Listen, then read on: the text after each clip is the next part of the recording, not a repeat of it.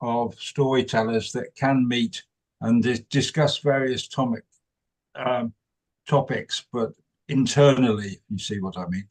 And there's 92 people on them, and they have a gathering once a year, and this year's is online, which is the 9th, 10th of February. And we're going to do a slot at 4 o'clock UK time on the Saturday.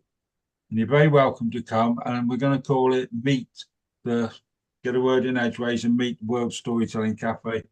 And with a bit of luck, Marion will be there. So it'll be the East Anglia Festival. And we're going to invite Tom Muir as well. And it's just going to be a discussion about festivals and storytelling and stuff. And if you fancy coming, I'll send you the links. Okay. It is quite an interesting group. It's basically English, but it's pretty much worldwide. There are various other people that are from across the world. There's Tanya, who lives in New Zealand now, but she was in Wales and things. But it's basically UK based and primarily English. But there's lots of really nice people there that I talk to from time to time. Right. So I've asked Keith to go first. Right. Right, Keith from Wolverhampton. All right. Okay, because I spoke to him about 5 minutes before we came off. So, and I'm always asking you to go first, Keith. So, but will you go second this time, please? All right. And then Darren, are you telling a story if we can get on to speak? If we can get it organised for you. And I see Colin is connecting, but that's not Donald. So I don't know who that Colin is. I don't know if he can hear me.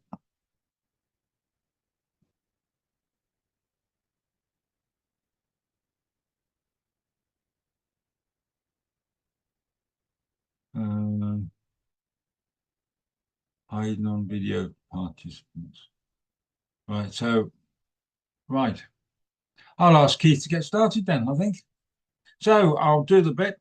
Welcome to all of you to the World Storytelling Cafe and Get a Word in Edgeways story round, which is now every fortnight, 6 o'clock UK time for people just to come. And it's not just stories. I always say this. And today it is not just old men with beards and bald heads, right? It can be sort of young females and things. In fact, we encourage everybody here. But tonight it seems to be was just a more select view, so it gives you a chance to. And for me, I know we're all on screens and everything else, and it's not the same as an audience. But we've all learned how to do Zoom. Sometimes it's just a good place to practice a story as well. And I never mind anybody just coming along and practicing a good story, even if it's something that's new to them or they want to get out of the cupboard and brush it down from years ago or whatever. Right, so we're going to ask Keith from Wolverhampton to go first, then we're going to go Keith to Lincolnshire to go second, and then David, if you'll go third from Texas, and then we'll see where we are from there on. So I remind everybody to turn the phones off. If you can't turn your phones off, mute yourselves, which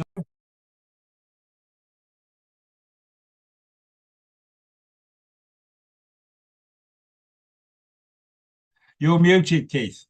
Keith, you're muted. Bit of a setback to telling a story being muted. Never mind. Never mind. So I want to tell you the story of the final act.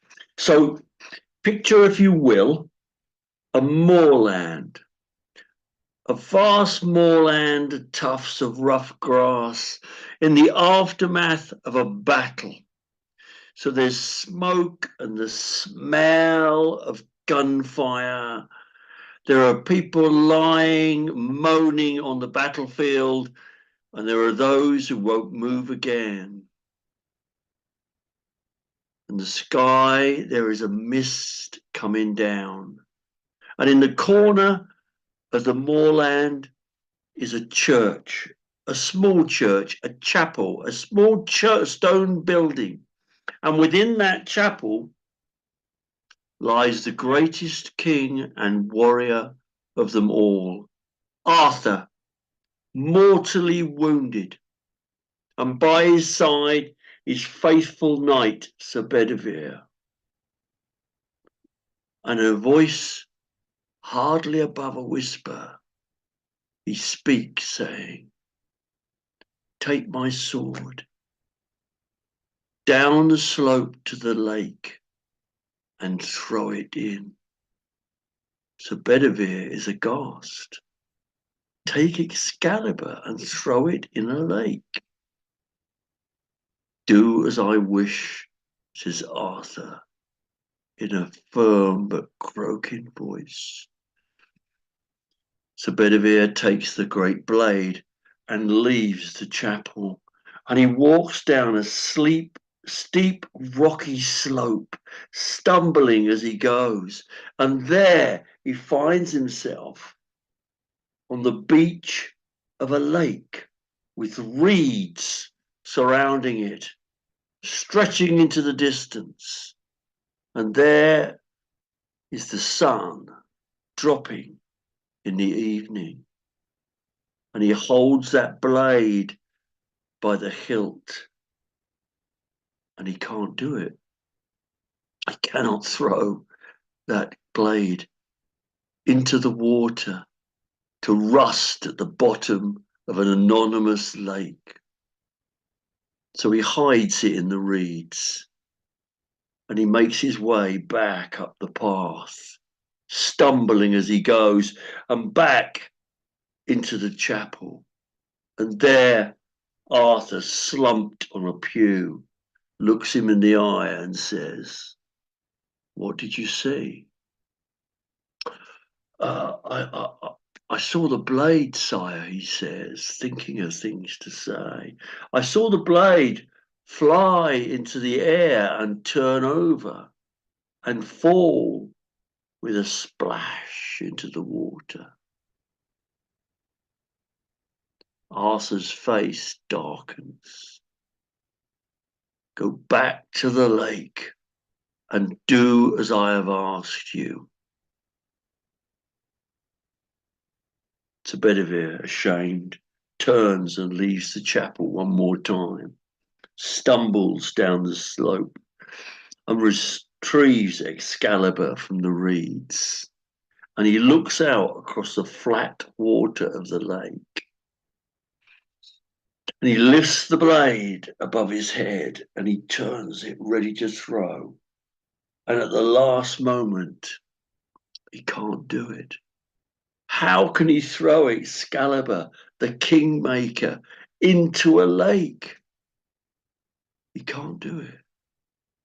And he puts it back amongst the reeds, and he walks up the slope, stumbling as he goes, and back through the chapel door. And Arthur looks him in the eye and says again, "What did you see?" Thinking of a better explanation, he starts to say that he saw the blade fly into the air. He saw it caught by the evening light as it glinted, and it turned over and dropped with a splash into the still waters. And Arthur watched as he told him this, with his face darkening. "Do not betray me again," he says. "Go back to the lake. Follow out. Carry out my command."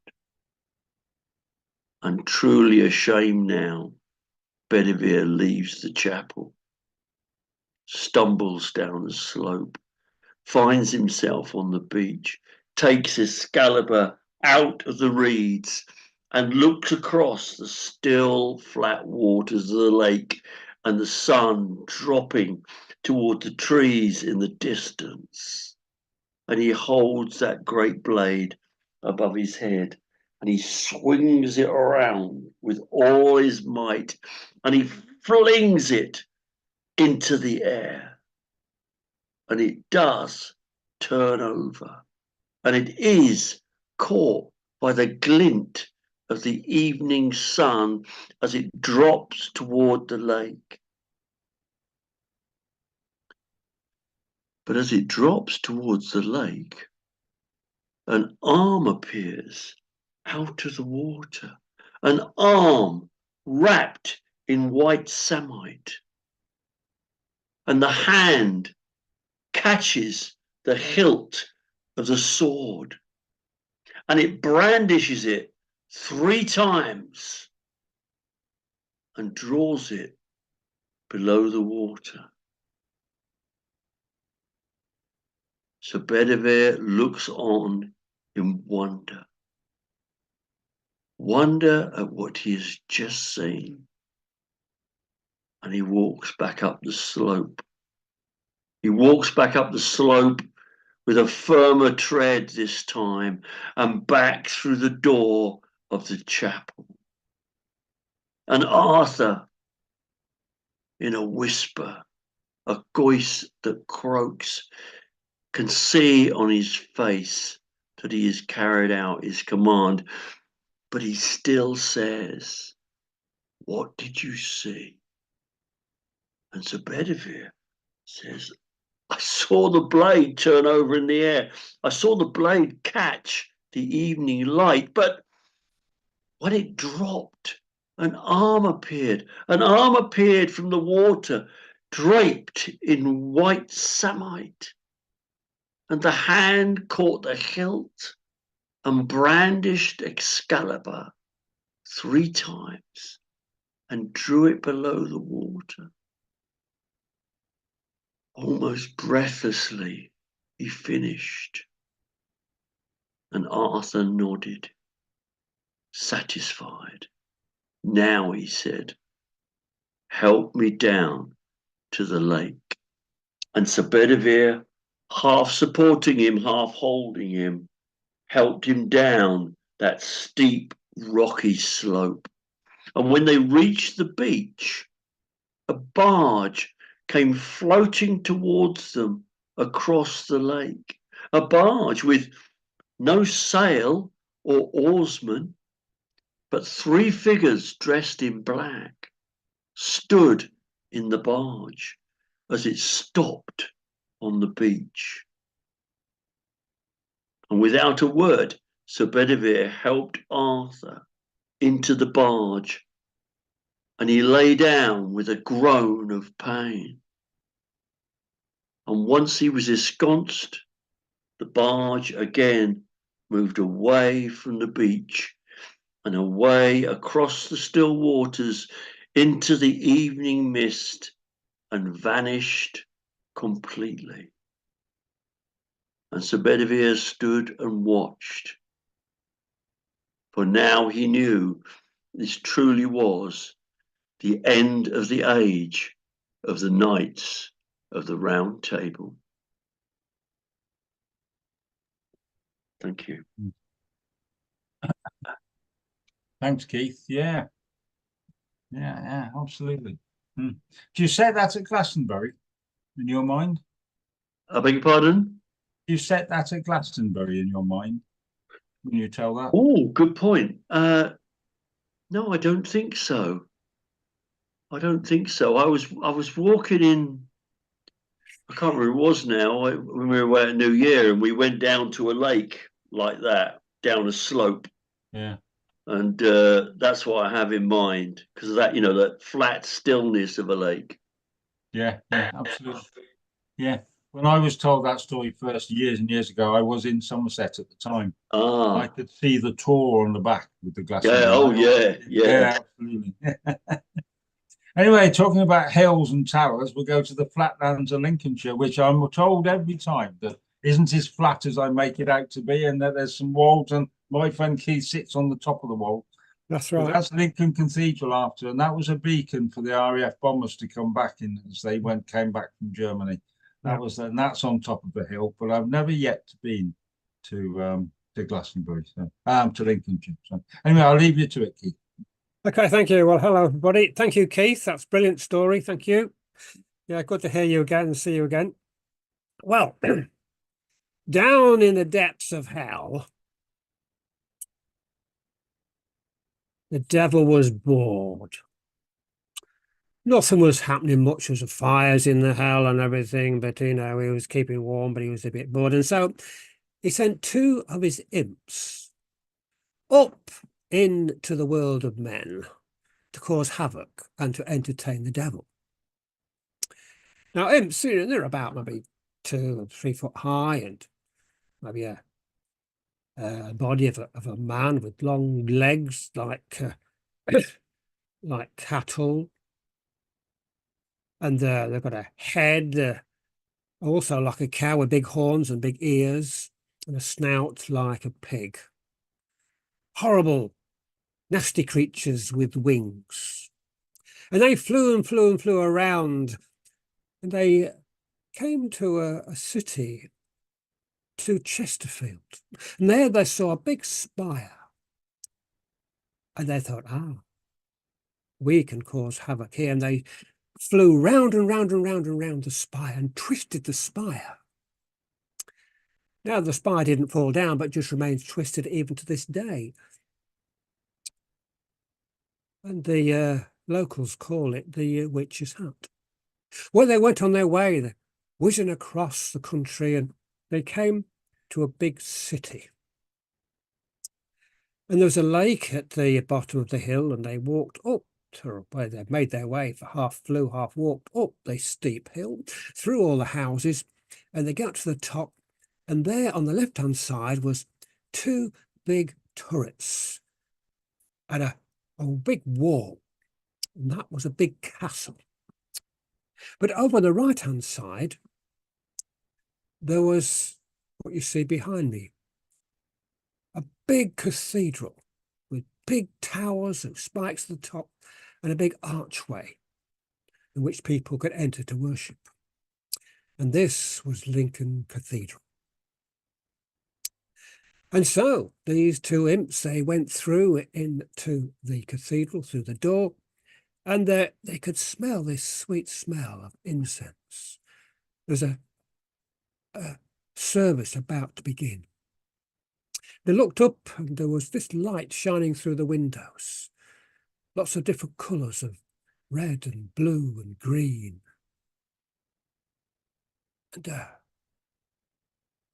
because they could hear the sound of sweet singing, they knew that a service was about to begin.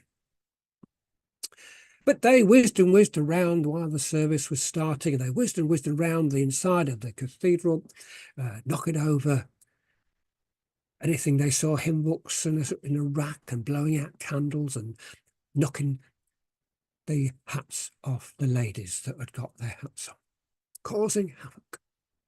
And they whizzed and whizzed and whizzed around, and at the front, near the altar, was the bishop. He was about to take the service and preach.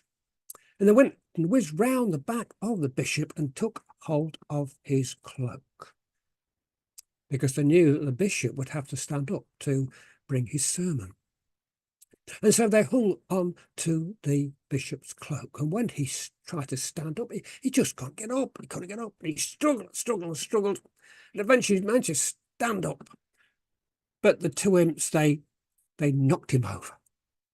And the dean came over, trying to rectify the problem, but they knocked him over as well.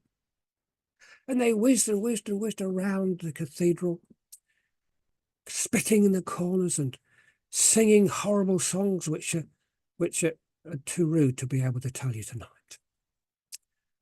And they flew up to the top of the nave, whizzing around, causing so much havoc. Now, in every cathedral, there's a guardian angel. And the guardian angels usually live within a big book, perhaps a hymn book. In this case, it was a big Bible. And the guardian angel came out and saw all the havoc that the 2 imps were causing as they whizzed around. And the guardian angel drew a big silver sword and pointed it at the 2 imps. And very gradually, one of the imps started to get very, very static. Very, very slowly was turned to stone. And it was at the top of one of the towers, and he was sitting there cross legs with a grin on his face, turned to stone. Now, the other imp saw what was happening to his friend, and so he whizzed off out of the cathedral door and whizzed around and was flying around the cathedral, out on the outside, waiting for his friend to come out, but his friend never came. And that particular imp, which causes quite a lot of wind, and often people in Lincoln will feel the wind blowing round the top of the hill where the cathedral is, and think, the imp is flying around again, causing havoc.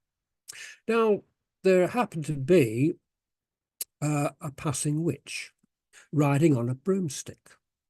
And so this particular imp, because his friend didn't turn up, he hitched a ride on the broomstick of this witch. And after a while, that imp became a black cat. And so when you see the witch flying across the sky at twilight, you'll see her flying on the broomstick and followed by a black cat. The Lincoln imp, the other Lincoln imp, is still there, sitting, cross-legged, on the top half of the column, grinning down at everyone that looks. That Lincoln imp is still there. If you like to go to Lincoln Cathedral, there you'll see the Lincoln imp. Well, thank you very much, Keith, for the true story, as you said it to me, of how the imp got to be the impetuous imp, as I was told about it. But I would not argue with you being a yellow belly, I think is the Yeah, that's right. is it? Yeah. I'm from the other side of the country. But one of the things it's on my bucket list to do is to go and visit that particular. Yeah, come. You'll be very welcome. Yeah. I've got John Rowe on the phone. So, right. I'm going to go to David next, if that's all right. And I'm going to answer him. Okay. Is it David, if you could go next, please. All right, everybody. Hi, David from Texas here. Some of you may have heard this story. I'm not quite certain, but most of you probably haven't. What people don't realize is that in Texas, it's a huge, huge place.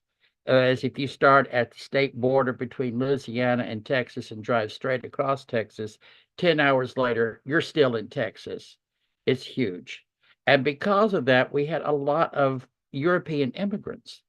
And one of the immigrant groups that came were the Scandinavians. And so I give this in honor to my influence from Neil Gaiman and from my friend Donna Ingham. So what happens when you wake up one morning and you find out your next door neighbor are Norse gods? So this here is your story. Jim Smith Realty and an orchard. Now, my friend Jim Smith, he has a realty organization. I think y'all call them estate agents. We call them real estate agents. And he had this wonderful dog with him. The dog was old, just like Jim. And the dog's name was Dog, because Jim liked to have short, efficient things in his life. Now, what Jim would do is he would go and he would flip houses. He would go from town to town to town. He would buy a house, fix it up, sell it for more than he bought it for, and then move on. One day he was driving through a place here in Central Texas called Kerrville, and he drove by this wonderful old farmhouse. Big lot, lots of land, sort of broken down, but not really. And he was wondering, so, well, I could probably buy that, and I could fix it up and sell it for more than what I bought it for. So he looked out front, and there was a sign, and the sign says, "For sale, Mr. L. Key Realtor." So he said, okay. So he went and he talked to Mr. L. Key, and Mr. L. Key pulled out the plot map and showed him where the house was and where the different fields was. And there was this one part that kept appearing and disappearing on the plot map. And Jim said, "What's this?" Oh, Mr. L. Key, "Don't worry about that. It comes and goes. We just call it the orchard." So Mr. Jim, he bought the place and he moved on in, and dog was with him, and they were fixing it up and making it all nice and ready. And he decided one morning, he said, you know, dog, because he liked to talk to his dog. He says, dog, we haven't looked around the entire property. Why don't we do that this morning? And the dog just looked at him, and I guess he agreed. I'm not quite certain. So they went out the back door. They went walking around and looking around, and they came upon a fence. And this fence was old rusty iron fence. You know, you've seen those before. And he walked, he said, I haven't seen this. Well, I wonder what's on the other side. Came down and he found an old gate. And that gate, Lord child, let me tell you, you really had to push real hard to open it up. And then it was just a little bit, just enough for him to slip through and enough for dog to slip through. And when they came out on the other side, it was totally different. It was all pretty green and beautiful fruit trees and blue skies and lovely white clouds floating all around. And he said, oh, this is different because on my side it's August and everything's brown, but on this side everything's green. I wonder what, who knows? Maybe it's some hidden aquifer with water that I don't know about. So we went walking around, but he did notice one thing. And let me tell you what he noticed. Dog was just like, and just running around and not acting as though he was all 15 years old. Well, anyway, Mr. Jim looked up and he saw two figures up near these trees. One was a woman and one was a man, must be husband and wife. He wasn't certain. May have been boyfriend and girlfriend. We don't know. And he said, I better go introduce myself and let them know that I'm their neighbor.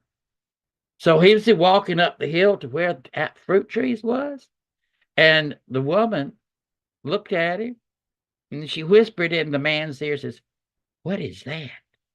And the man looked at her and says, I think it's a human. Follow my lead. So he did. She did too. How do, how do? He took off his hat, because you always take off your hat when you're in the presence of a lady. You know that. And he said, how do? My name is Jim Smith. This is my dog, Dog. And we live down here, and we're your neighbor. And according to the plot, this orchard, I guess you would call it that, is part of my land. And I don't understand. And the woman says, well, hold on, honey. Let me introduce myself. My name is Miss Ida Dunn. And this is my husband, Mr. B.R. He's really called Braggy, but he brags too much, so we call him B.R. And this is our orchard. We have had this orchard for a long time. And Jim Smith, well, but it's on my plot land. And she looked at him and said, are you sure? He said, yeah, it kept coming and going and appearing and disappearing when Mr. L.K. was showing me. Well, that's just how it is. And Mr. Jim, he looked around and he said, Miss Ida Dunn, this is some beautiful place. What are all these trees, those bushes over there? And how come y'all so green? And Ida Dunn just laughed. And when she laughed, it was as though they were the tinkling of bells. And when she walked, it was as though her feet were not even touching the ground. She said, well, these are our apple trees, and these are the peach trees. The Chinese people come and take care of that. And down over there, you see a whole group of pomegranates. Those are run by Mr. Bel Haddad. He lives down the road. He's that nice Middle Eastern man. But we let them take care of it because we have to take care of our apple trees. So they talked and they had a good time, and Dog just kept running around and chasing butterflies and rubbing up against Mr. B.R.'s leg, and Mr. B.R. would reach down and scratch his ears. And then it was time. He said, you know, that apple tree you got right there, I've never seen those type of apples. They're so big and golden. They're so pretty. Oh, well, honey, let me tell you, Mr. Jim. That's Miss Ida talking. He said, darling, we brought these over when we came. Oh, when is that? Oh, it was some time ago. It was some time ago. And they're very special apples, too. They're called the golden apples. I think you called them something else, but I don't remember. So Mr. Jim said, "Oh, they're pretty. They really are. And you must have a nice crop." And Miss Ida Dunn says, "You know what? Let me give you one." So she reaches up and she plucks the apple from the tree and she hands it to him. And she said, "Now smell it." Well, he lifted the apple to his nose. "Oh, Mama, that you, Lord Jesus, Mary, and the barnyard animals. This was wonderful. It was as though there was a whole orchard of apple blossoms." And she says, "Take a bite. Go ahead, take a bite." Oh, it was orgasmic. That juice just dripped down his face, down his beard, into his hands. And he would reach down to wipe his, the juice off his hands. But before he could do that, dog would come and lick it up. So he ate every little bit of that apple till only there was the core left. He says, "Now, Miss Ida, thank you so much. That was a delicious apple. But here, let me give this back to you because it's got seeds and you might want to grow some more." And she says, "Thank you kindly." Mr. Jim says, "Now I have to go. It's almost time for supper. I hope to talk to you more." Both Miss Ida Dunn and her husband, Mr. B.R., said, "Okay, you have a good time now. You be good to yourself."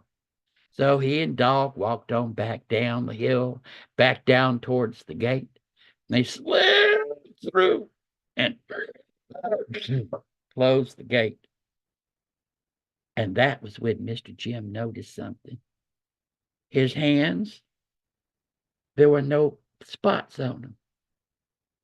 He could move them easily because he had been working for years. And he noticed that Dog was running around and he looked so much younger. Anyway, he went over to the big wash tub to wash his hands off of the juices. He looked in. He did not recognize what he saw. That was him, years younger.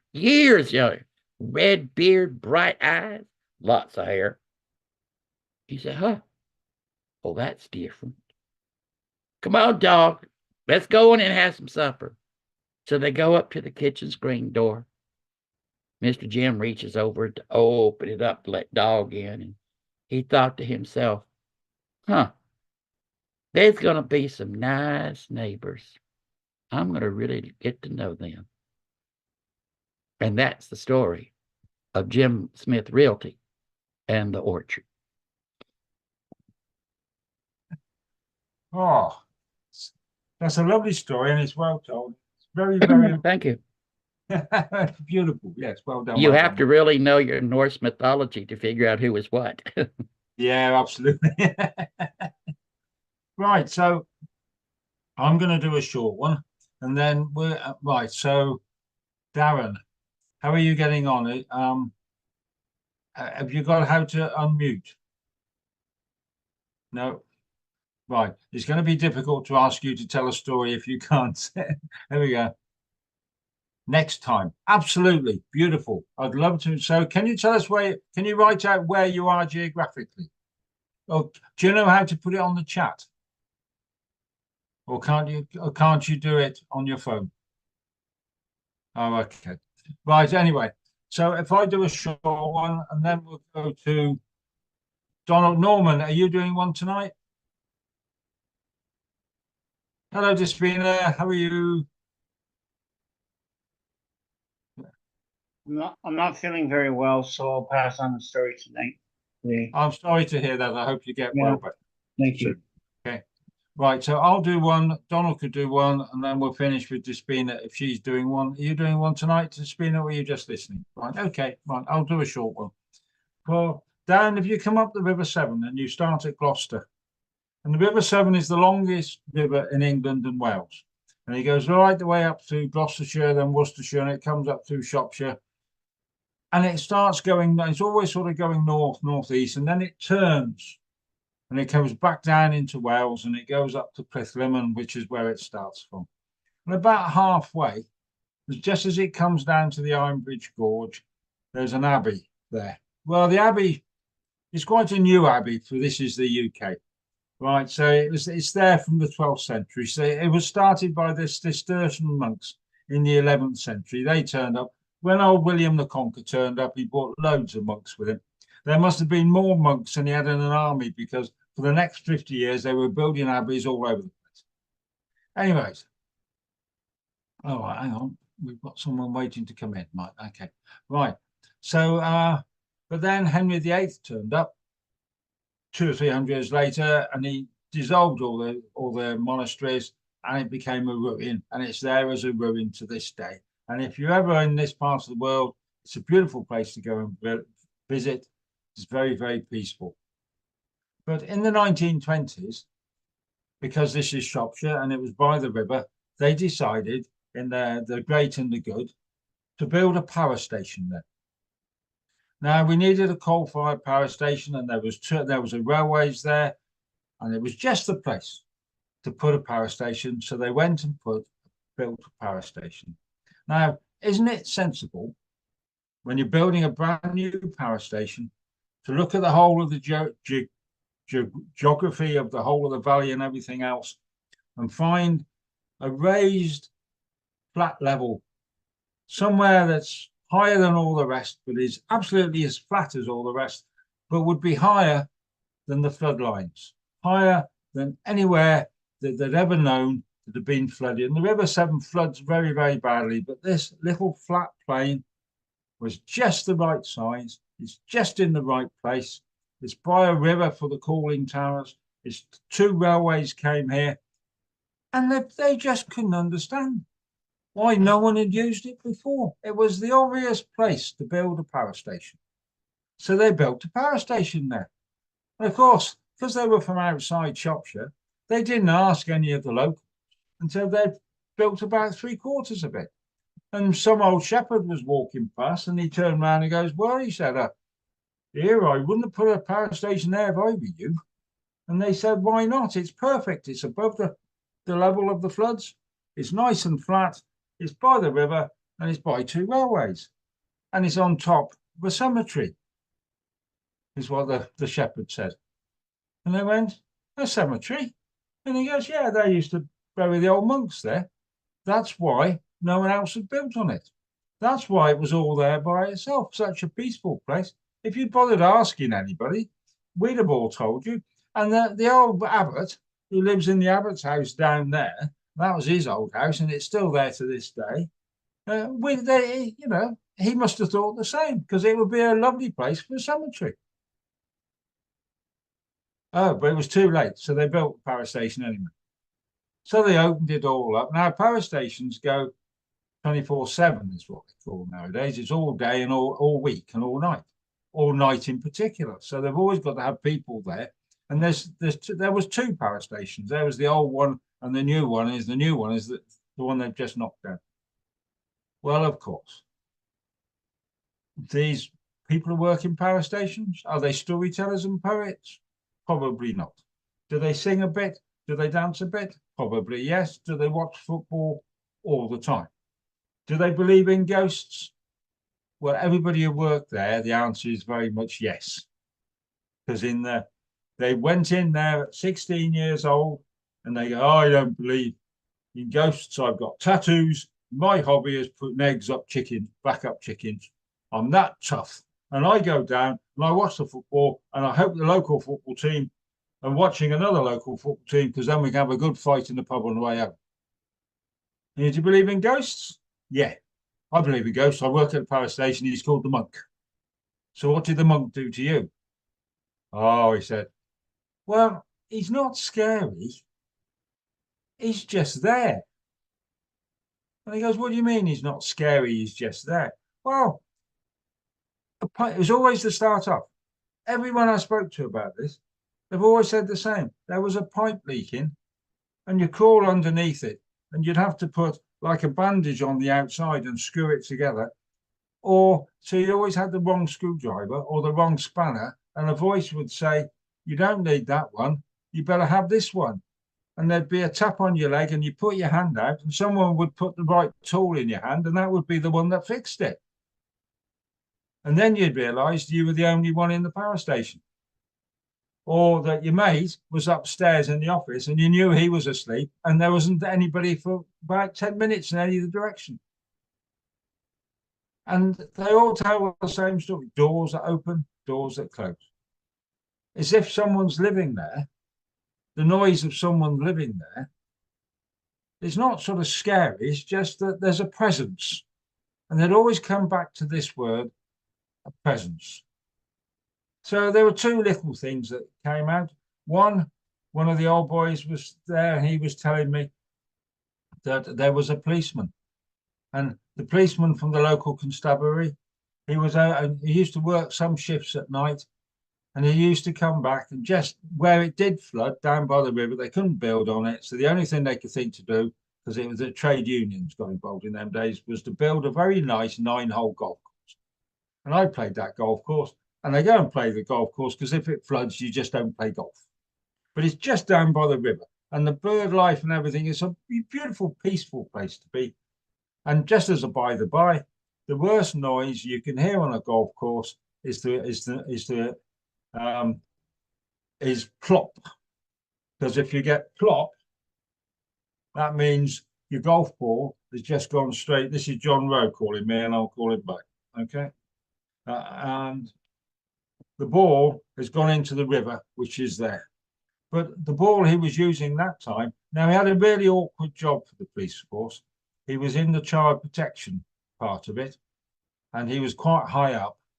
And at night time, some of the things he had to do and had to see on the force for good, not for the force for evil, was some of the images in people's minds that you don't want to have to see. But this was his work.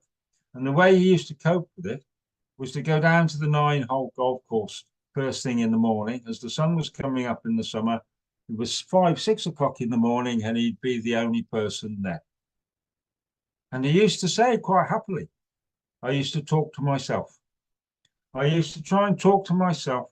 So the things that I've had to do and had to see and had to try and put right didn't stay in my mind. They would go somewhere else. And I used to think, as I came down the last 3 golf holes down by the side of the river, that those thoughts I could leave in the river. The river would wash them away and they'd never come back. But I knew that I didn't walk alone on the really bad days, that there was somebody there with me. And I'm not a religious man, Mike.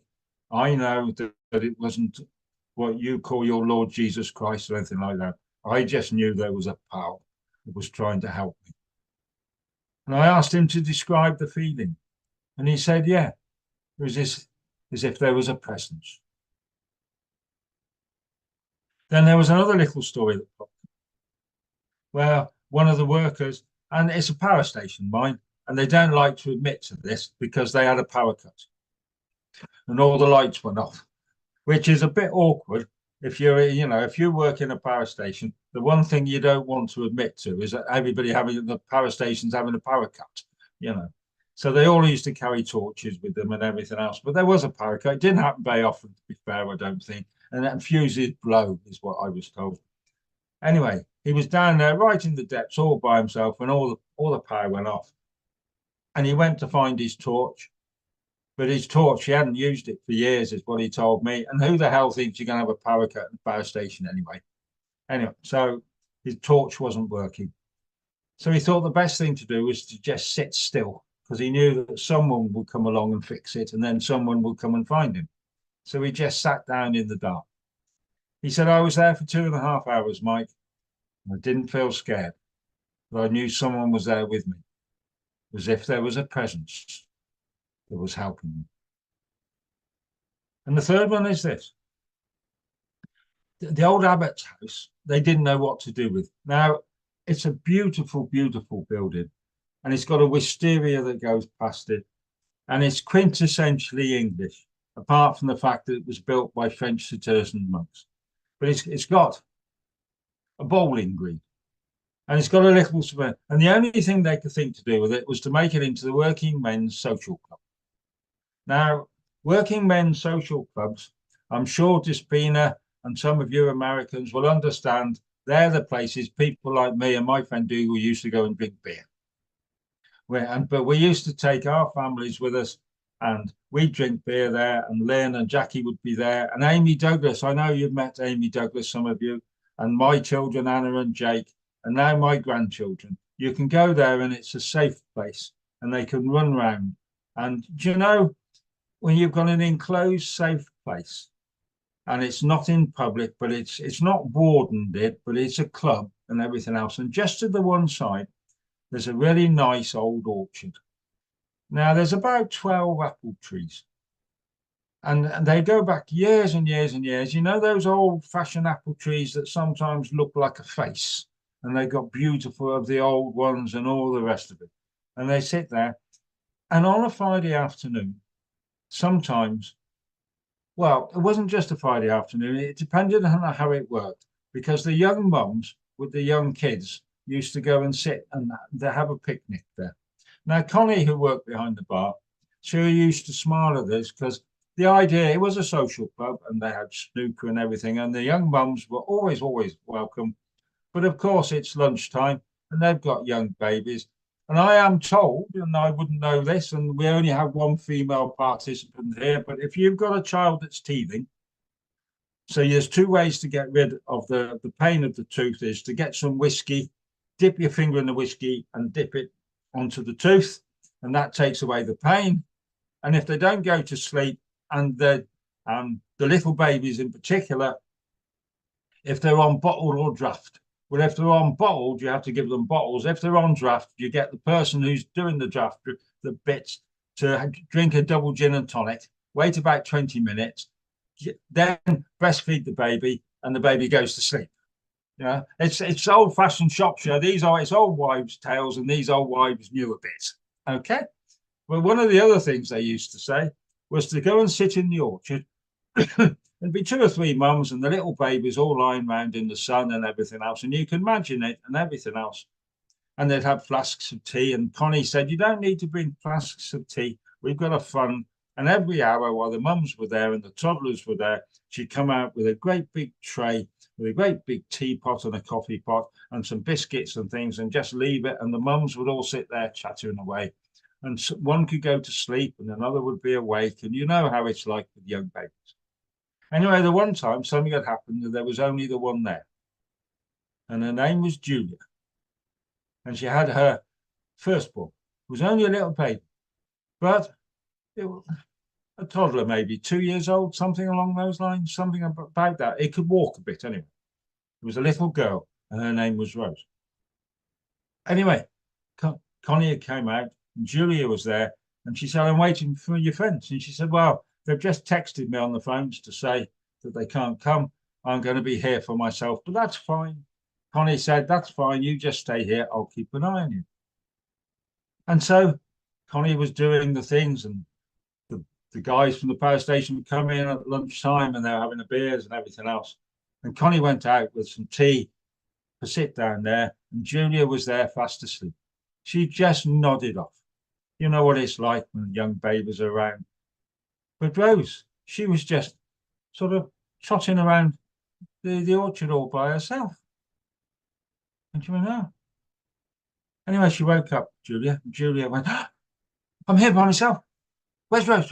Oh, Rose is over there. So Rose came popping back home and said, "Are you, Mum?" She said, "Are you okay?" "Yeah, yes, I've been playing. The old man's been keeping an eye on me while you went to sleep, and he was keeping an eye on you as well."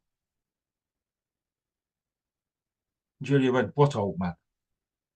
He said, "Oh, he's gone now. But he's an old man. He was just sat over there on the wall, and he was just watching, keeping an eye on us." He said, well, he didn't speak. I seem to know that you just needed some rest and I was safe. And Connie turned around and said, "What did he look like?" "Oh, he was an old man. He had a grey beard and he had a funny dressing gown with a white cord that went round his middle. And it was white." "Oh," said Connie, "that'd be all right then." But Julia, she was going, "No, what's all this? You've got a strange man walking round here looking at me asleep and my child. What kind of da-da-da-da-da-da-da?" Connie sat down and looked at him and said, "Don't you worry. It was the monk. The monk's not scary. He's just here And I know he's here all the time. It's like he's a presence within the building. And if he says that you and your child are safe, then you and your child were safe. Well, Julia didn't think much of it at all, and she was a bit grumpy about it. And she told her friends, and they were sort of a bit uncertain about it. But Rose herself, well, she was quite happy, and she always wanted to go back there. And Rose grew up. I'm an old man now, and they've closed that place because they sold it off, the reorganisations and everything else about 10 years ago. But I saw Rose just not so long ago in one of the pubs in Wenlock. Much Wenlock is where I live, where Despina has been, where Keith has been. The pub is called the George and Dragon. And I was in there and I looked at her and she came over and she sat down and her mum was there. And she said, every time I went back, Mike, I knew he was there. It was just like there was a presence around me and I always felt safe.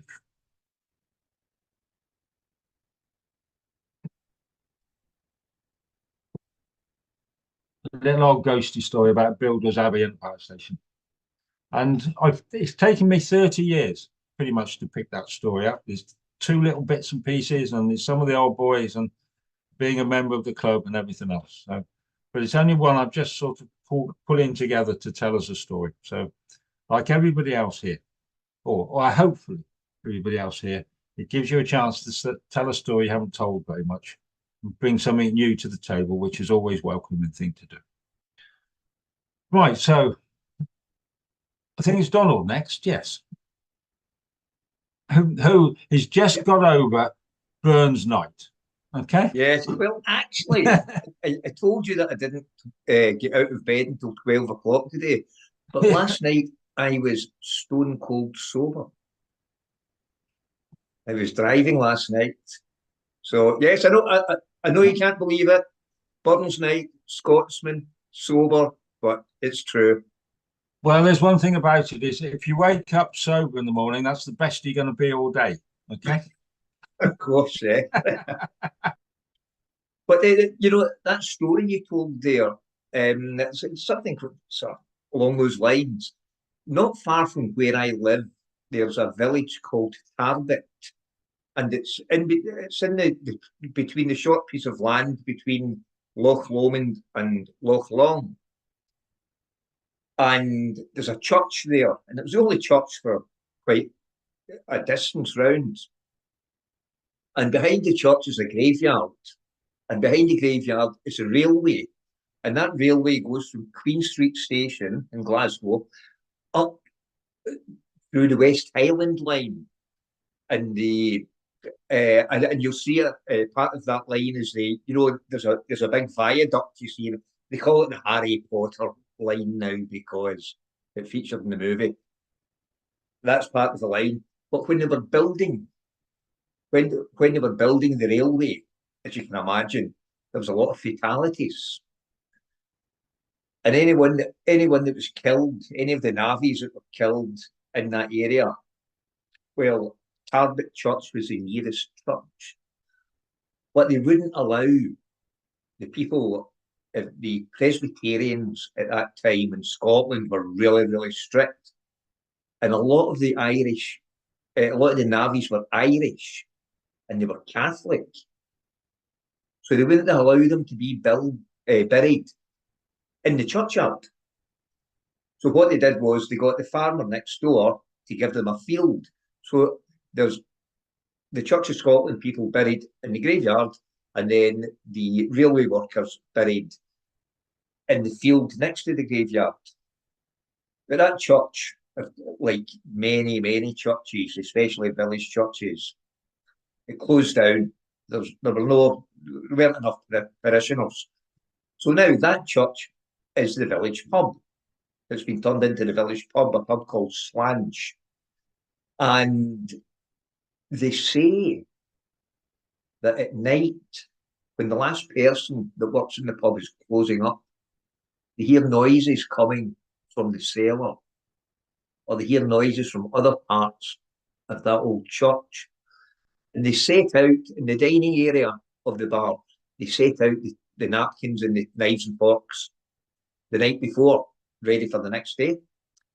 And they come in the morning and there's cutlery lying on the floor and napkins on the floor, or everything on the table is just messed up.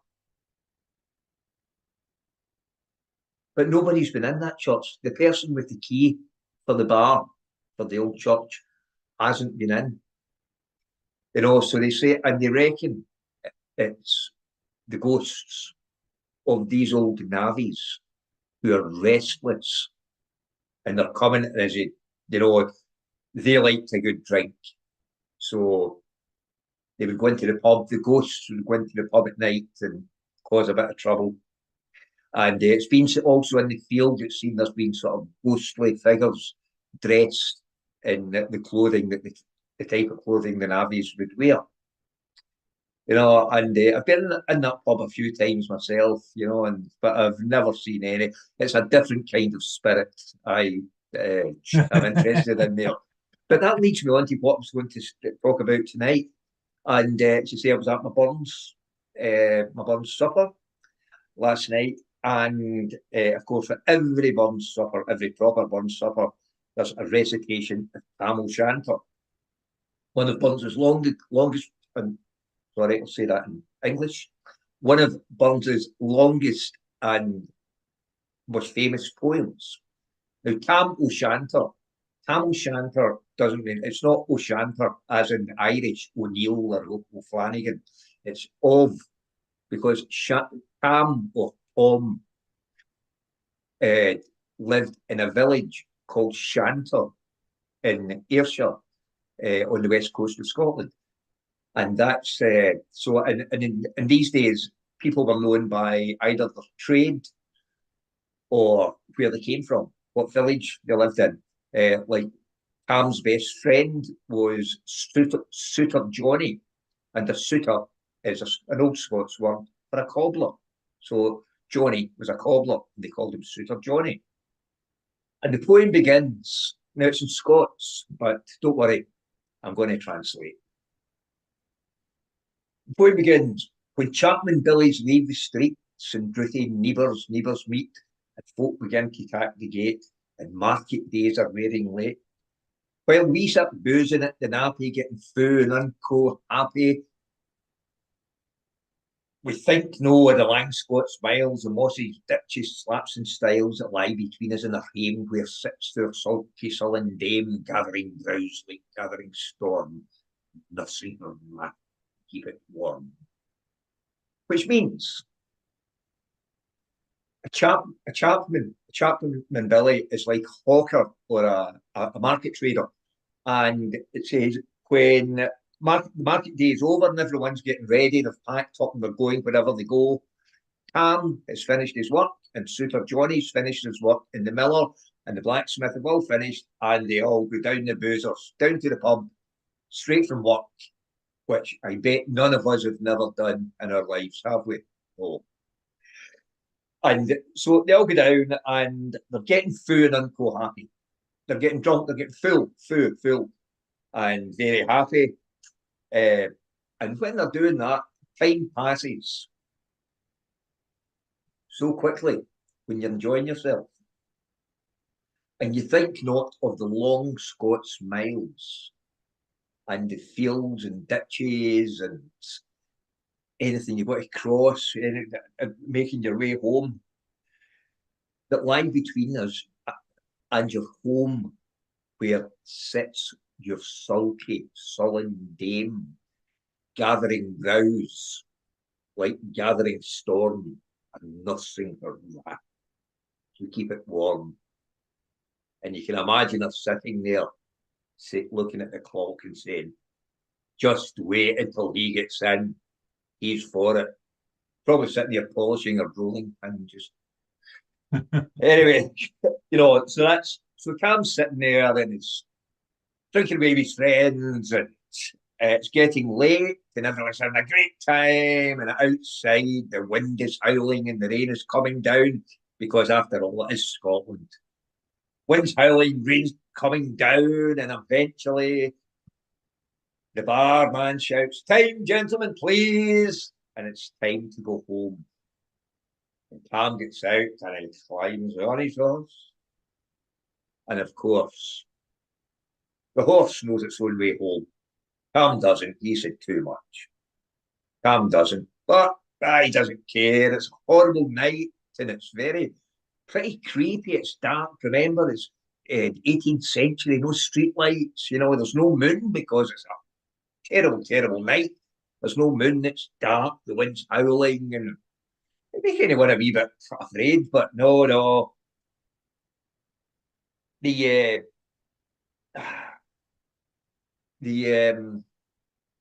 whiskey, the booze, keeps him like he's not afraid. And sorry, I'm just looking at something here, and it's line the poem says, "Inspiring bold John Barleycorn, what dangers thou canst make us scorn. We tippenny, we fear nae evil, we Uskava, you'll face the devil." And that means, oh well, John Barleycorn. It's actually Old English. You probably know the Old English song or a poem about what you can do with barley. You can make spirits, you can make beer, but in this case, it's whiskey. Old John Barleycorn. It makes you scorn danger. You know, just laugh. You know, brave. And it says, "We tippenny," which is 2 penny, 2 pennies for a jug of beer. "We tippenny, we fear no evil. What we Uskava," which is Gaelic for the water of life, whiskey. "We Uskava, we'll face the devil." So Tam's not scared. The horse knows its own way home, and he's riding along. Now, Tam's wife had told him that one night you're going to be doing this. You're going to get drunk. You're going to be riding home, and you're going to fall into the River Doon, or you'll get caught by some of the ghosts in the old kirk, the old church of Alloway. But Tam, of course, like a lot of blokes, his wife's talking rubbish, women. You know, Tam's riding along, and he comes up to the old kirk, the old church at Alloway, and he sees it's all lit up in this dark, dark night. Well, Tam stops and he gets off his horse, the old grey mare, Meg, its name was.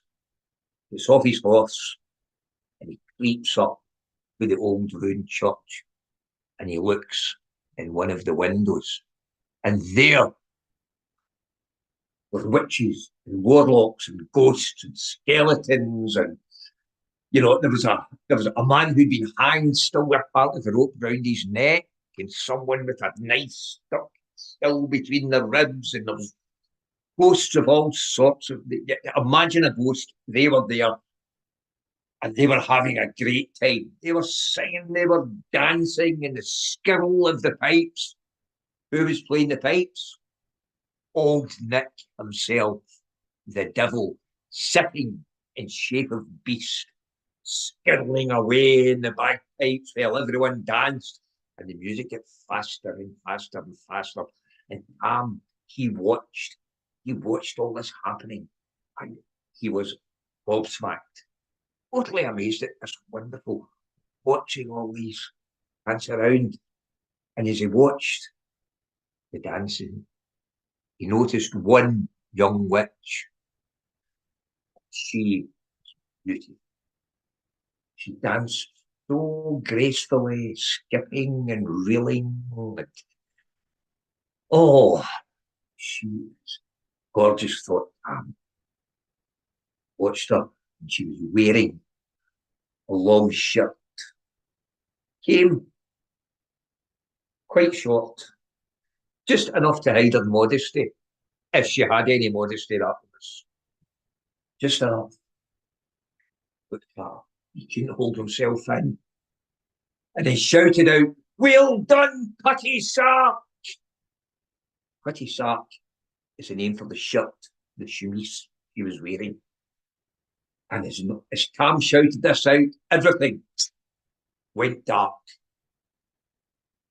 And Tam went from a man with quite a few in him suddenly sober, ran, leapt on his horse, old Meg, slapped it behind, and he was off.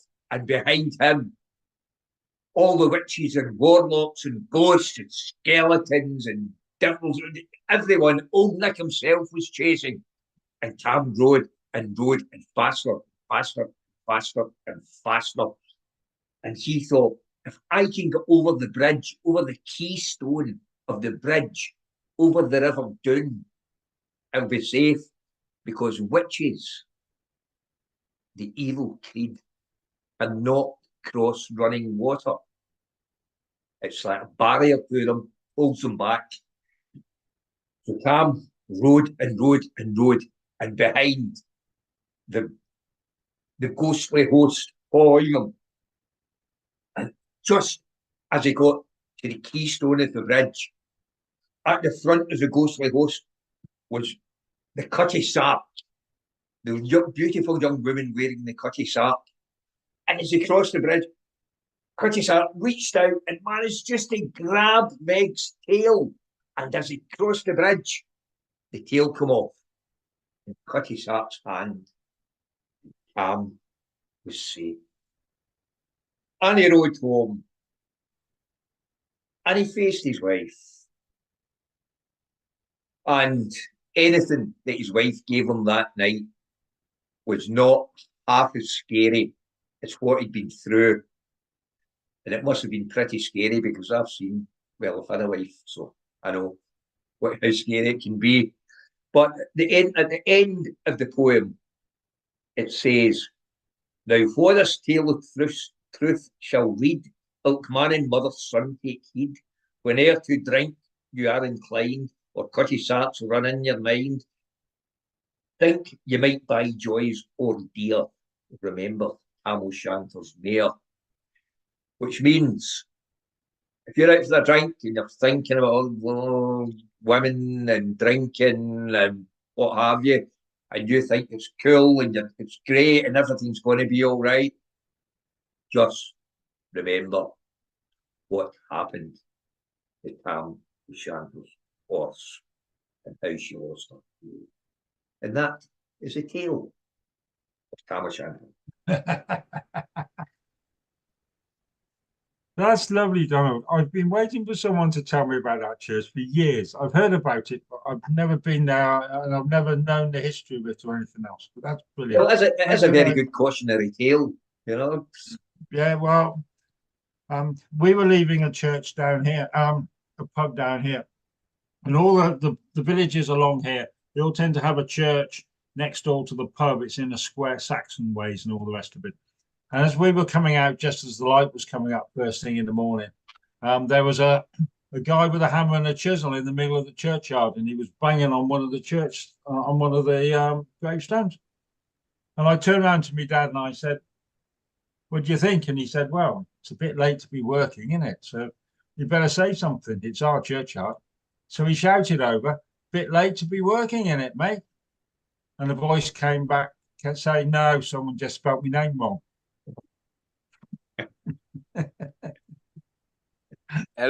You know, the good thing of that local church, it's been turned into a pub along the road from me.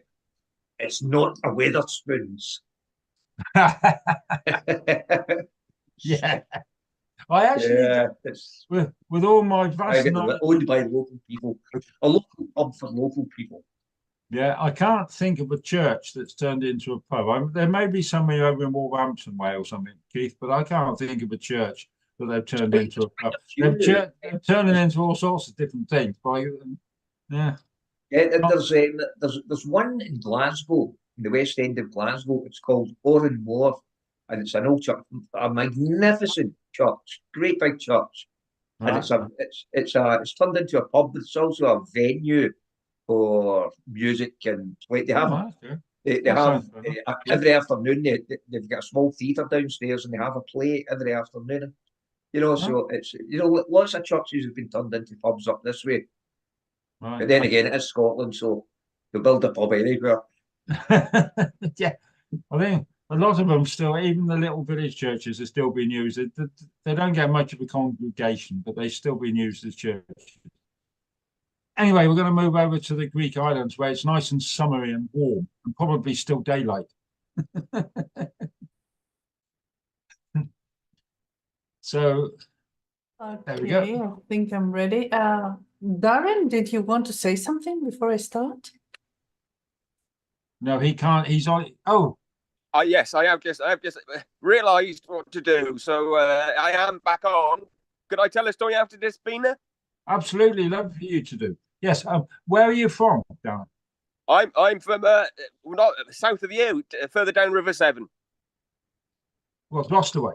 Yeah. Well, okay, great. Despina, we'll go to you next, and then Darren. I think that will be the finished one, Darren. That's brilliant. Well done, Mark. Okay, Despina, is it still daylight? No, it's 20 past 9. I'm 2 hours Oh, ahead is of it? you, Oh, of course, the other yeah. way around. Yeah.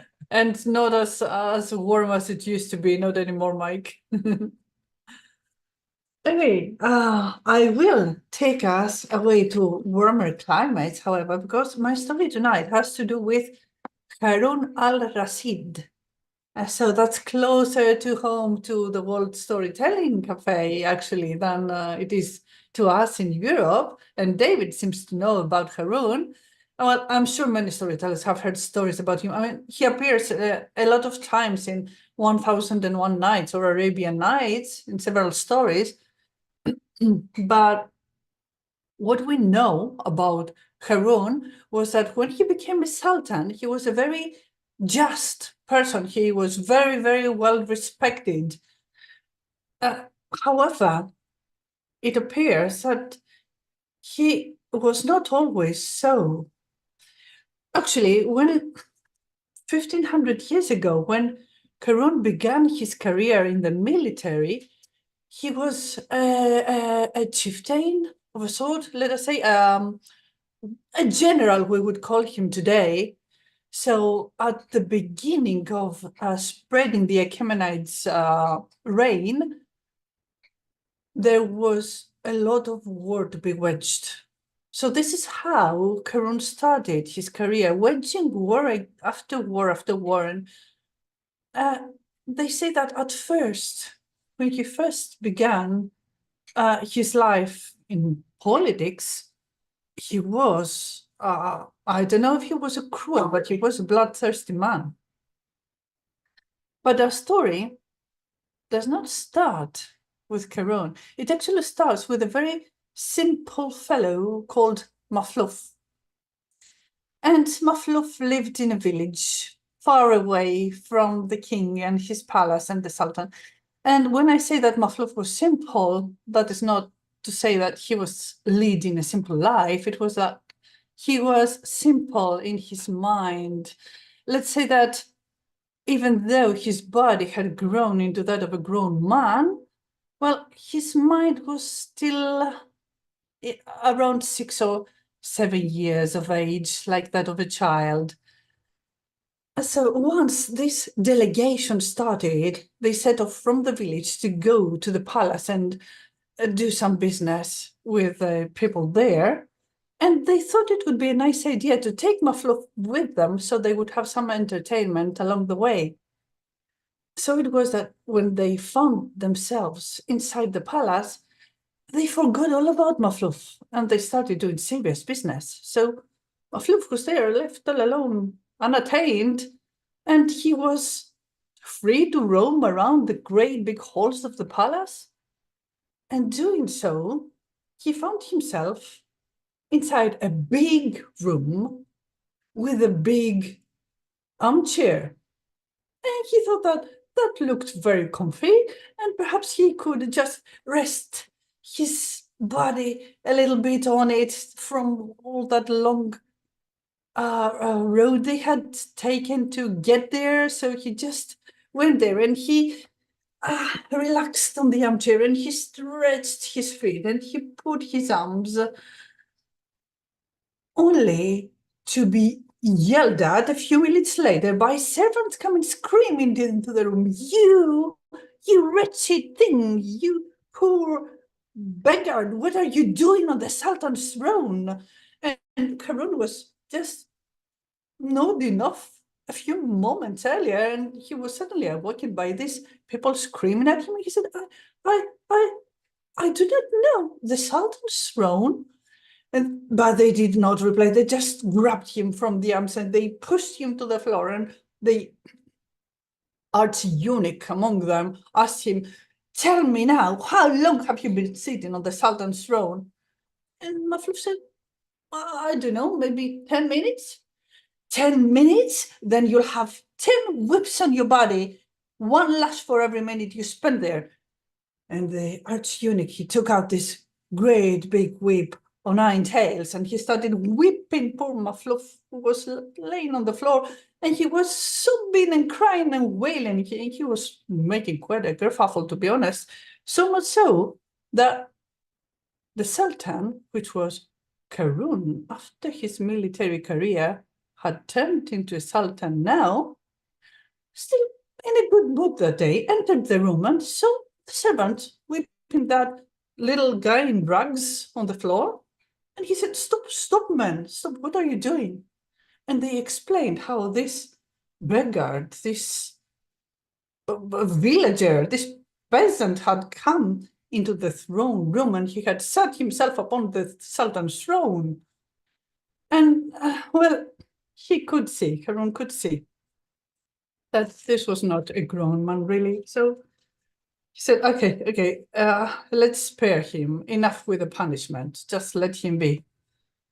And then Mafluf turned to him and he said, "Are you the Sultan?" "I am." And then he started crying and sobbing again. And Harun was taken aback and he said, "Man, why are you crying now? I have stopped the servants from whipping you. What is the problem? Why are you still wailing?" "Oh, great Sultan, I'm crying not for myself, but for you." "You're crying for me? What on earth do you mean?" "Well, great Sultan, if I had 10 lashes for 10 minutes I spent on the throne, I can't even imagine how much you're gonna get. And yeah, to our amusement and to the Sultan's great amusement, well, Karun just thought that it was really cute. So he decided to keep Mafluf in his court and make him, let's say, sort of the court jester. And Mafluf was there at Karun's side for many years, but it was still a very disputed territory he was reigning over, and there was still lots of battles to be had and lots of war to be waged. And in one of those battles, Karun decided that he could use some distraction, so he decided that he would take Mafluf with him to the battlefield. So there was Mafluf in the great big Sultan's tent in the desert, waiting for his master to return from battle, and it had been a really bloody battle that day. Lots of good men had gone wasted when Karun made it back to the tent. His white robe, his kaftan, all stained with blood all over. And I wouldn't know for myself, but people who have been to war, they say that somehow the sight of blood, the smell of blood, all this adrenaline, it makes a man thirsty. So the minute Karun entered the tent, he called out, "Mafluf, get me water." And Mafluf stood up and ran, and he took one of those silver jugs that the Arabs have and a glass on his other hand, and he rushed to serve his master. But before he had the chance to fill that glass, Karun just grabbed the jar and started gulping it down in one go. "More," he said, and Mafluf ran back to fill it up with water again and bring it to the Sultan. And Karun just picked that up and gulped it all down again. When he was done, he went and sat on the great pillows inside the tent, and Mafluf said, "Sire, can I ask you a question?" "Go ahead, Mafluf." "Sire, let us say that the two of us were stranded in the desert and we got ourselves lost and there was no water to be found and we were really, really thirsty. And that you were so thirsty that you felt this stinking pain inside your guts and soon your life would be ended. And I somehow managed to find water and get it to you and saved your life. What would you give me? Well, Harun al-Rashid just stroked his beard and said, well, if I were in such a situation and I was ready to find a horrible death and you were my savior, I think that you would deserve half of my kingdom. I see. Thank you, sire, Mafluf said. And it was not long after that that had been a large quantity of water when Harun heard the call of nature and he excused himself because he had to go behind the sand dune and do his business. And it was not very long before he was back. It was quite some time because it had been 2 jars, but then he was back inside the tent and Mafluf looked at the Sultan again and he said, Sire, can I ask you another question? Go ahead, Mafluf, said the Sultan, relieved now. Let us say that you found yourself in a situation where you wanted to go and find some relief like you just did, but you couldn't. Let's say that you had this rare disease and it would not permit you to find relief. And somehow I managed to find a cure for you and you could finally relieve yourself. What could you give me then if I saved you from horrible pain and unimaginable death? Well, stroking his beard, Harun thought and he said, if I found myself in such a horrible situation and you were the only one who could save me, I deem it would only be fair that you should have the other half of my kingdom. I see. Now, Harun was curious. Tell me, Mafluf, are there more questions that were coming my way like that? Not exactly, my lord. You see, I'm just doing some maths in my head. Maths? You're doing maths. Okay. Now I want to know. Please tell me, what is it you're calculating? Well, sire, how shall I put it? Let's say that, well, look, all this kingdom of yours, the great big kingdom of yours, the one that we love so much and we want to defend and we want to expand, the one that so many loyal men, loyal to you, my lord, have lost their life over, is worth 2 jars of water and a visit behind the sand dune? Is that how much your kingdom is worth? Harun said, go away, Mafluf. I want to be left alone. I will call you when I need you. So Mafluf left the Sultan's tent and Harun stayed there for an hour and then a day. And then several days. It had been before Harun called Mafluf back and his soldiers. And he found one of them, one he really trusted among them, and he sent that guy as an emissary to the enemy troops to negotiate peace terms. And when peace was signed by both parties, Harun took Mafluf and his camels and his soldiers, and they returned to the palace. And they say that throughout his reign, no other war was waged ever again. But Harun kept Mafluf at his side all these years. And that naive, innocent voice would often murmur in the Sultan's ear, and Karun would pay heed. And this is how Karun became the just Sultan we still speak of today. Thank you. That's lovely. Thank you very much. That's great. I like that. Yeah, yeah. Right. So we're going to go over to Darren, which I think is going to be our final story for tonight. So Darren's on a phone, so Yes. yeah. Yep. Can you hear me? Yeah, I can hear you.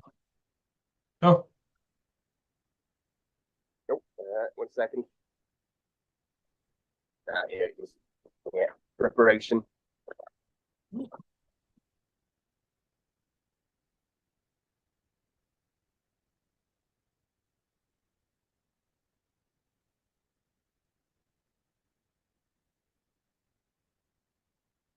Oh, can you go? Yeah. What's the view like? I can just see something. What am I looking at? Okay. Yeah. Oh.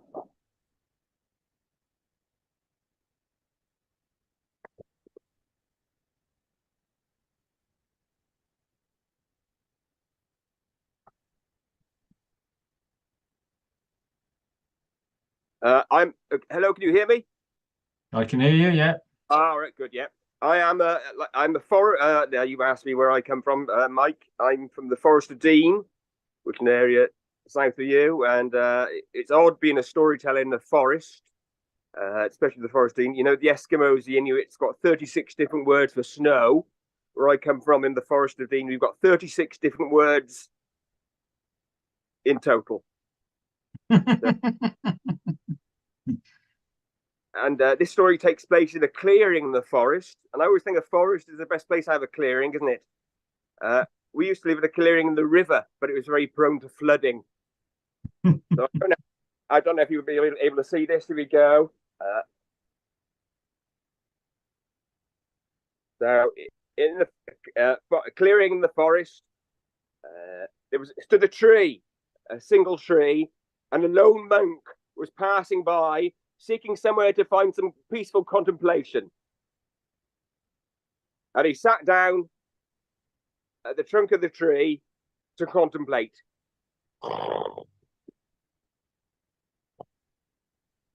And a short while later, he woke to find the gentlest pitter-pattering of rain from God's rain on his cheek, right upper. And he thought that's very local precipitation. And then you realised there was no rain on his right cheek. And he thought, that's most odd. So he looked up in the tree above him. And he saw in the tree a crow crying.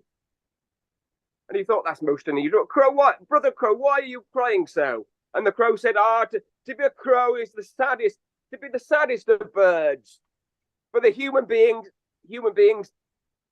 do scare us from their fields, and they shoo us, and they link us with death and even murder. Sometimes I think it's hardly worth continuing.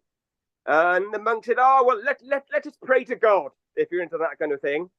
And they prayed to God, both of them together. And God looked down. If you're into the God thing, this God is very much the Monty Python and the Holy Grail type God.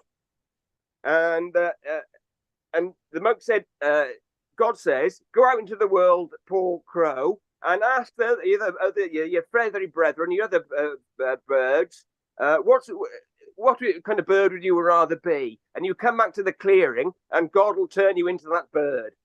So the crow flew off, and sometime later found himself flying over a mountain range, and he saw a crystal blue lake, and there he saw some swans looking all pristine in their whiteness, in their white feathers. and flew down and told the swans the story so far. And he asked the swans, should I be asked to be a swan? And the swan said, no, ask not to be a swan. We swans are the saddest of birds. You see us in our pristine whiteness. That is whiteness is the emptiness of colour. There's no colour at all.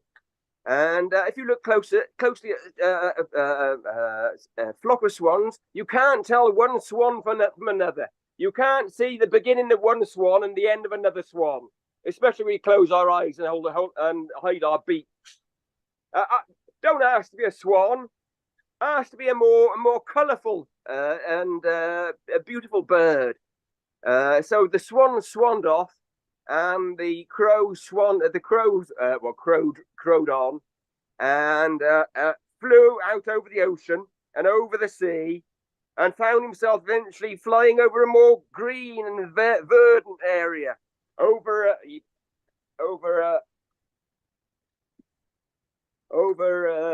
jungly type area. And there were all kinds of beautiful birds. There were the birds of paradise and toucans and cockatoos and cockathrees and cockapoos.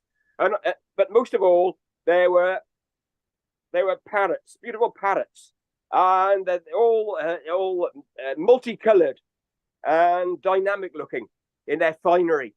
And the crow flew down and asked the parrot, should I ask God to make me into a parrot? The parrot said, no, ask not to be a parrot. We parrots are the saddest of birds, for we are clownish.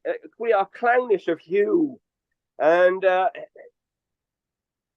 human race they come into the jungle and we cannot hide. We're so our camouflage. We have so little camouflage, and human beings do catch us and pluck us, not necessarily in that order, and they use our feathers in the hats of the beautiful ladies who sit in their fine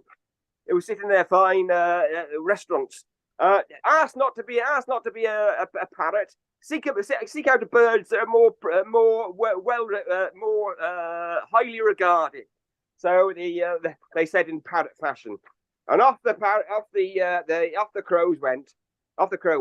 And now you think they go in a straight line, but they don't.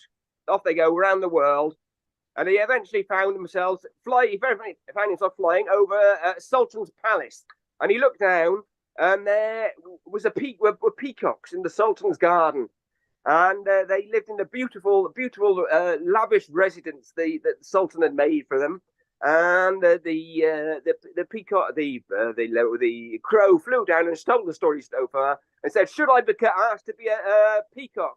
And the peacock said, oh no, ask not to be a peacock. We peacocks are the saddest of birds. Our life seems so lavish. We are beautifully honed. But when we know we're fortunate, but when we try to tell people about his song, how fortunate we are, a horrible noise comes out of our mouths, and it's so horrible that the rich people have to shove cake in their ears. Ask not to be a peacock. Ask to be a bird with a more beautiful song. So I'm not quite sure. I'm with the peacocks there. I think I think they're lying there. Be a peacock if you can. And the crow flew off over the city, and it was a foggy day, so I haven't bothered to draw it. It was just fun. They heard a most beautiful cry, but a chirruping song coming from it, and he flew down. He noticed a bird, a little bit small bird, in a cage, sat on the windowsill, and he said, little bit songbird, shall I ask to be a songbird? And the songbird said, no, don't ask to be a songbird. Because we are the saddest of birds. Our song sounds beautiful, but it's wistful and yearning because we're trapped in these blooming cages all our lives. We can't go anywhere. Ask not to. Oh, don't ask me a songbird. Look, you see, there they are, the poor songbirds. That one's actually killed himself there, and that one has hung himself, and he can actually see himself in his mirror. What a horrible fate! And and the crow said, "Well, I've asked all the birds now. What can I be?" And oh yeah, I've asked all the songbirds now. What can I be? And all the birds, and the songbird said, "Well, we have heard sometimes the sparrows come up from above, and we hear them singing about a kind of bird that has the most free and marvelous feet, can fly wherever it likes." And the crow said, "Ah, well, what is the name of that bird?" And they had to think, and they thought, "Oh, I think it's called something like a crow." And the crow said, "Oh, well, of course. Right, I've got the best life of any bird, because I can fly wherever I like, hither and thither and yon, without the human race stopping me."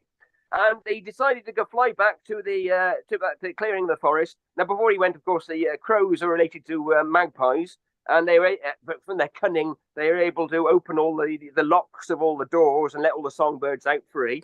And the crow went back to the clearing in the forest to tell the monk and God that he'd learned his lesson. It's best to be what, if you possibly can be. The moral of the story is be happy with who you are. Of course, that's blooming difficult, isn't it? If you can manage to be who you are, then surely that's the best thing. And what I've done there is I've told this much too much story. Oh, there it goes. It does go. That was a very good time, because I was worried about the technical difficulties that were going on during it. Be the best version of yourself that you can be, I think. That is the best version, yes. Yeah. You can stand it. Absolutely. Be yourself all the way through. Darren, that was lovely. Thank you very much. Before I came to live in Shropshire in 1982, I lived in the Dean. Oh, did you? Whereabouts? Well, we were at Little Markle, at Dimmock. Oh, right. nice. It's just north of the Dean, I know, but we spent a lot of time down through there. And Park Gate was the place we used to go. Oh wow! We when you had a farm, we used to rent land in Park End.